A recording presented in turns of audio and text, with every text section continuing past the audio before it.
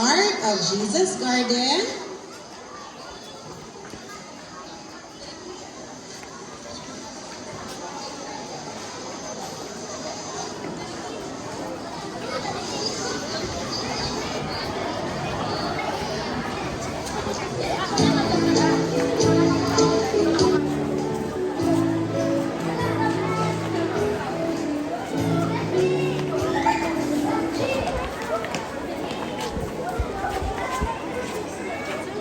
Okay, so boys and girls, can you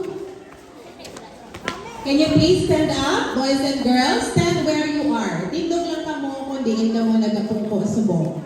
Okay, please stand up. And I want you to repeat after me. You say, I am growing in Jesus. I am growing in God's love. Again, I am growing in God's love. My heart is blooming in His grace. Okay, so I hope mga bata, you will always remember that as you grow up, remember that you are growing in God's love and your heart is blooming in His grace. Kabay pa mga kauturan, napadayon natin na suportahan ng aton ng mga kabataan samtang sila nagatubo. Kita, we are not perfect parents also.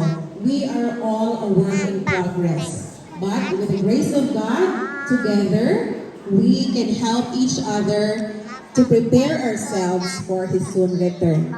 Kabay pa nga ang Ginoo, magpakama